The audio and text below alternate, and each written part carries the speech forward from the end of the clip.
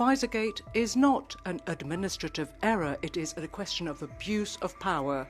35 billion euros, the public denier, negotiated by SMS without a call for addendums, without a mandate, without transparency. The Court of Justice of the European Union has upheld this. You acted alone, outside of any kind of democratic framework, for 6 years now.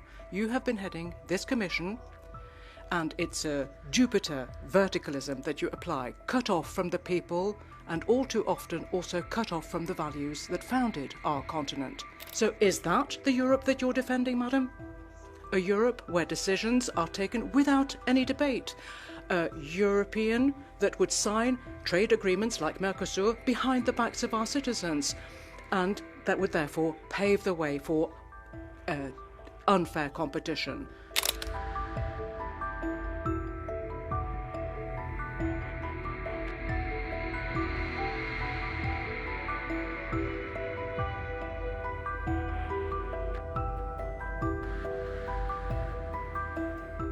Free Group, I give the floor to Fabrice Leggeri, 2.5 minutes.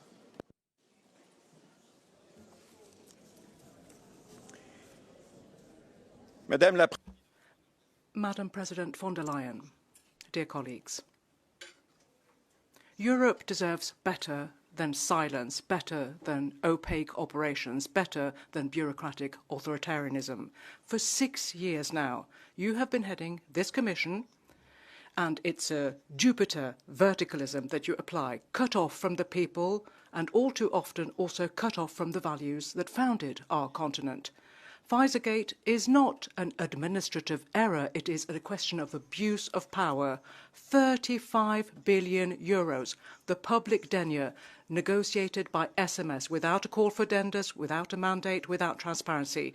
The Court of Justice of the European Union has upheld this. You acted alone, outside of any kind of democratic framework, and therefore it's not just your error, not your fault.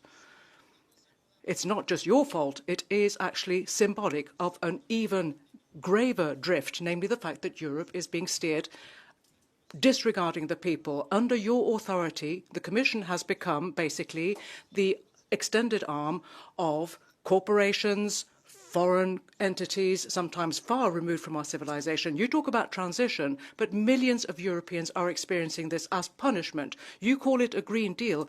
Our farmers, our craftsmen and women, our industrialists see it as strangulation, and what you call European values all too often look like censorship of the people, people who dare to think differently. So is that the Europe that you're defending, madam?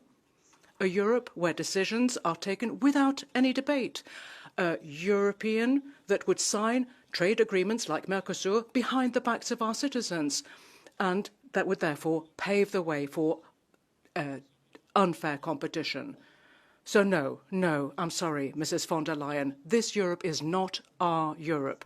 Our Europe is the Europe of freedoms, the Europe that respects identities, sovereignties and democratic choices, the Europe that will protect, that will build, that listens, not the one that imposes. Today, therefore, we shall be voting in favour of the motion of censure. It's not just an opposition gesture, it is an act of responsibility. We're not just talking about stepping aside from you, we're taking this opportunity to say that another way forward is available. A Europe of promise, not just a system with the imposition of threats and standards. The people of Europe do not need an all-powerful Commission. What they need is a Europe that they can identify with in their image. So, if we want to send a strong signal, let it be the following one. The return of the political, the return of the people, and the return of the real. Thank you.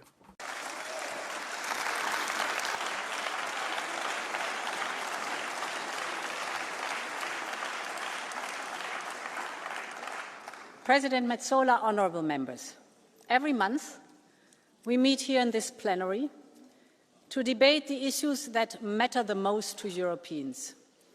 The daily struggles of workers and families, worried about the cost of living, the support we can give to small business owners, trying to take their company to the next level, or the need to provide real security as conflict and war rages across the world. And we will do so again in this plenary session. So today, we can all make our own judgments about the merits of the motion in front of us, and each of us can come to our own conclusions about its real intentions. But what we have just heard from Mr. Piperia was clear for all to see. It is taken right from the oldest playbook of extremists. Polarizing society, eroding trust in democracy, with false claims about election meddling, attempting to rewrite the history, how successful Europe overcame the global pandemic together, from vaccines to Next Generation EU, spinning debunked conspiracies about text message. And there's a choice here. We can follow Mr. Piperia down his world of conspiracies and alleged sinister plots by what he calls Brussels, or we can clearly call this out for what it is. Another crude attempt to drive a wedge between our institutions, between the pro-Europeans, pro-democratic forces of this House, and we can never let this happen. We will never let this happen.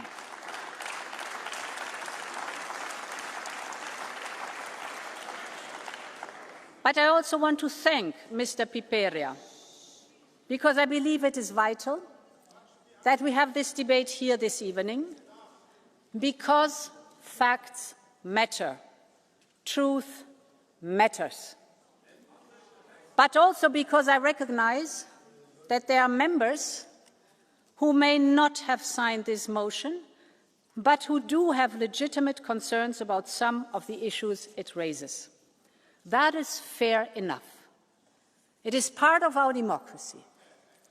And I will always be ready to debate any issue that this House wants, with facts and with arguments. This is also why I'm here today with my entire college to front up to these questions. So, honourable members, let me go straight into it. As a lot of this seems to go back to the pandemic, so allow me to start by taking you back to the very beginning. None of us will ever forget the tragic images of military trucks rolling through Bergamo at night, piled up with dead bodies, or when lockdowns were imposed, borders were closed, and crucial health and protective equipment was fought over.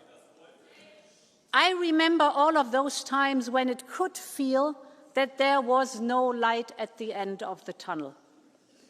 But I've also not forgotten what we have achieved together, how a vaccine was developed in record time thanks to European science, how we ramped up industrial production after a slow start, how every member state was given the same access to life-saving vaccines, how every citizen, whether from a country big or small, east or west, north or south, was given the same chance.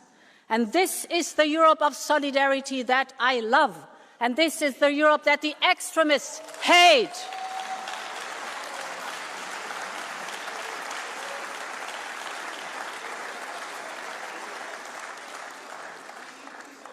We all remember how we protected workers through SURE, or got our economies moving again thanks to the green lanes and the digital certificate. And of course, we all remember the historic day we launched Next Generation EU to inject 800 billion euros in our economies, to invest in everything from health and education, clean tech to digital tech, SMEs to established industries. No one thought we could ever pull it off or that it would ever be agreed, but we did it together. And this, honourable members, this is the true story of the pandemic, not what the authors of this motion are trying to make of it. We should all be proud of it, and we can never let extremists rewrite history.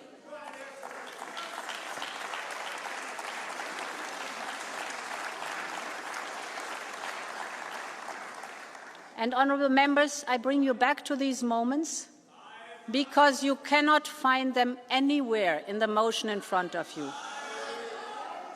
And yet, President von der Leyen, give me a second. Okay, all of you screaming. Excuse me.